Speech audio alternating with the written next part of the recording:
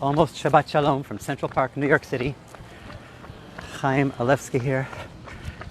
Chabad of the West Side. It's a beautiful day, and New York knows it because parks are filled.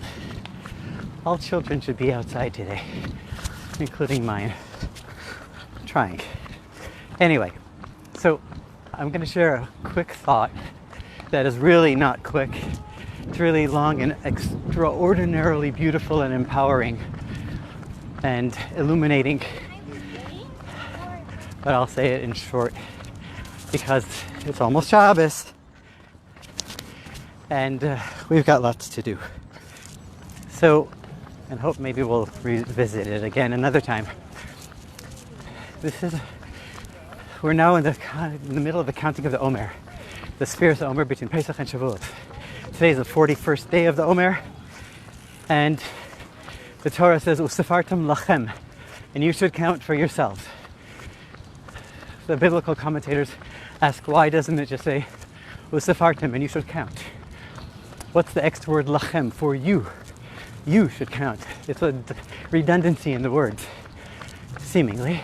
And there are many halachic ramifications to that each person needs to count for himself or herself, etc. The Alter Rebbe, founder of the Chabad movement and Chabad philosophy, brings a beautiful revolutionary thought over here and says, Usefartem lachem means that you need to become the Sephiros.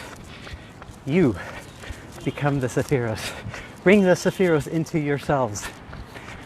And in a very condensed version, the world was created by God using the Sephiros, the 10 building blocks of the universe.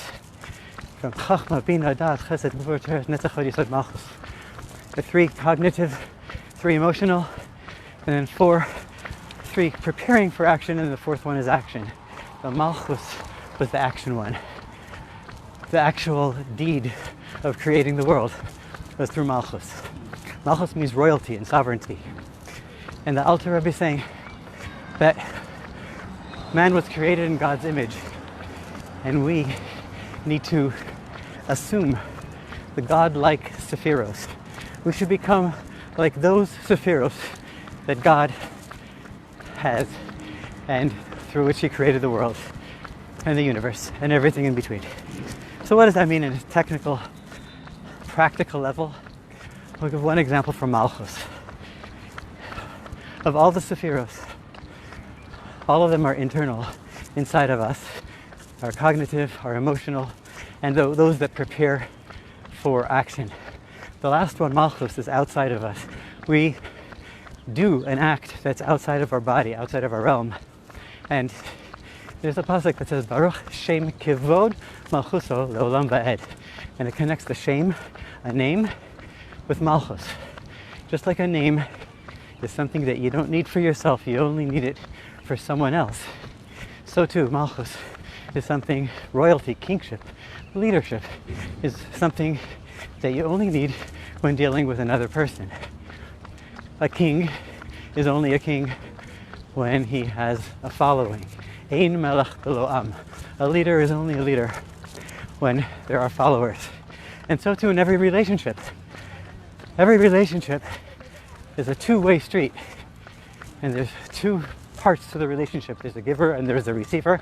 And oftentimes, most of the time, almost always, both parts of the relationship equally give and receive.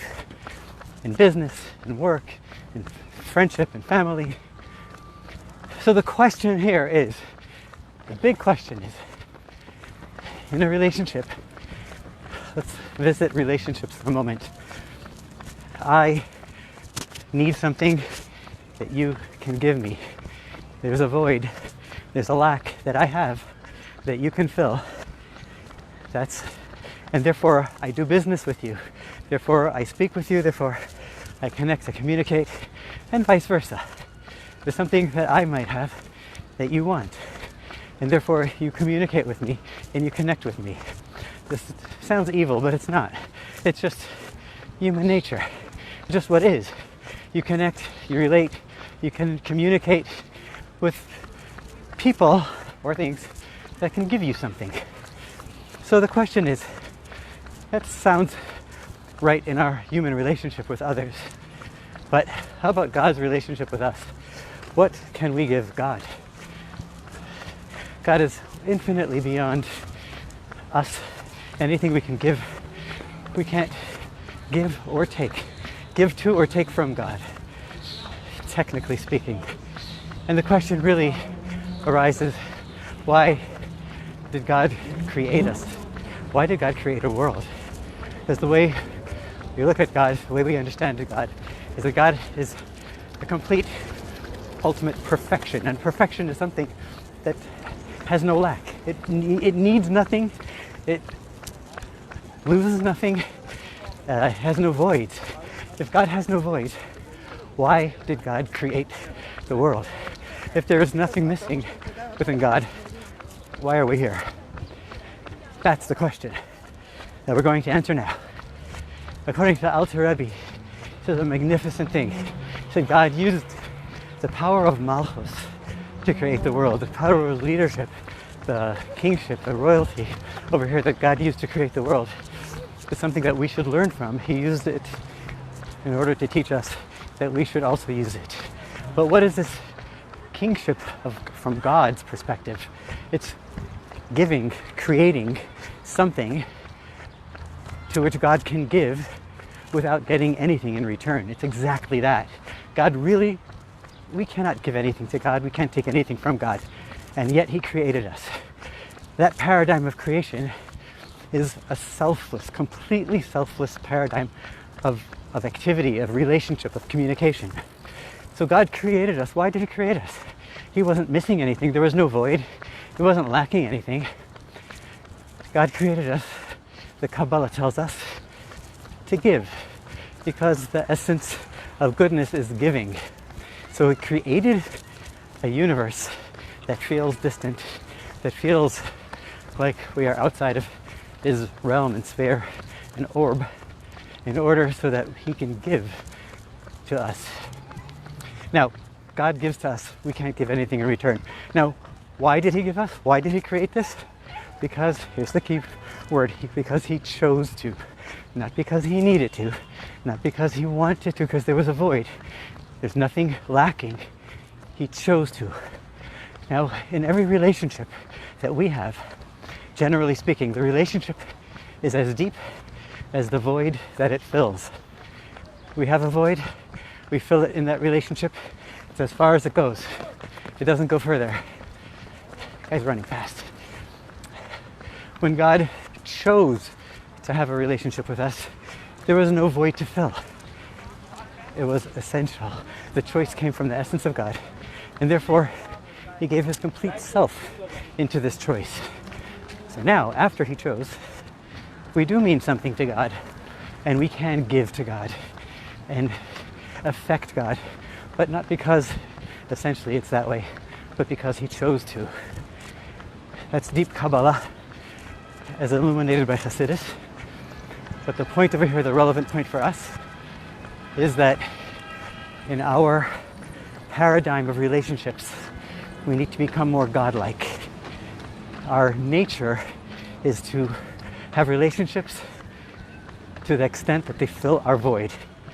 A godly giving and relationship is to have a relationship for no ulterior motive. There's no void to fill.